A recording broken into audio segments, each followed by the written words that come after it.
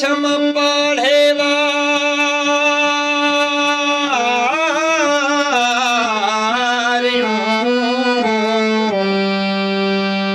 पुछम पढ़े वारियों त सजण की आहिनि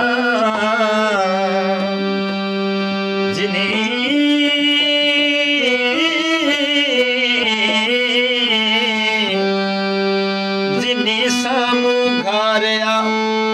के चङा ॾींहं आहिनि चयाऊं ए चरिया पुछी थो कंहिंजो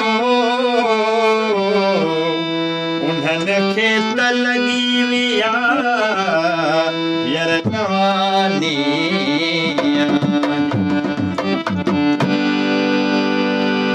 न तुहीं जा थियासीं न पंहिंजा रहासीं न तुहीं जा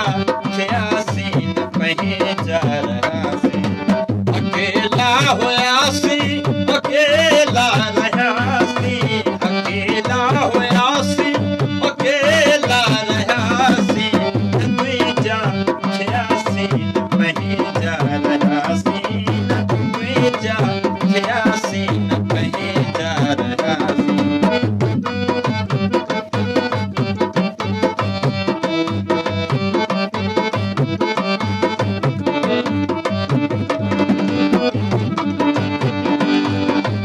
इबादत जो मन में जॾहिं ख्याल आयो इबादत जो मन में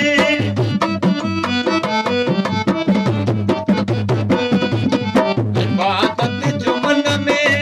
जॾहिं ख्याल आयो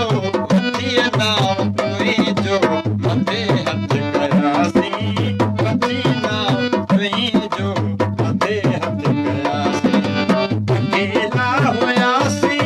अकेला रहियासीं अकेला हुयासीं अकेला रहियासीं तुंहिंजा थियासीं न पंहिंजा रहियासीं न तुंहिंजा थियासीं न पंहिंजा रहियासीं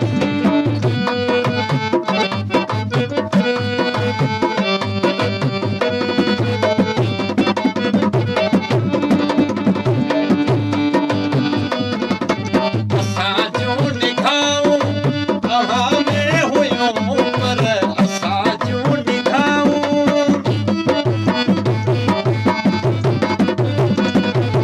असां जूं निगाहूं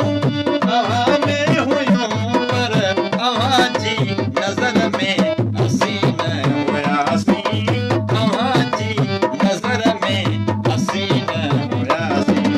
अकेला हुयासीं अकेला रहियासीं अकेला हुयासीं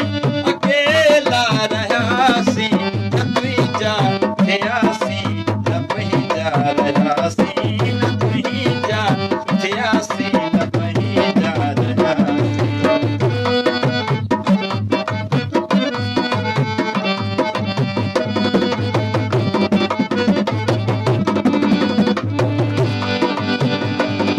उदास एॾो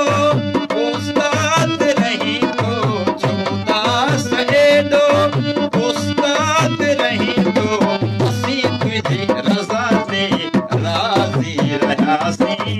असीं तुंहिंजी रज़ा ते राज़ी रहियासीं अकेला हुयासीं अकेला रहियासीं अकेला हुयासीं अकेला रहियासीं न तुंहिंजा थियासीं न पंहिंजा रहियासीं न तुंहिंजा थियासीं न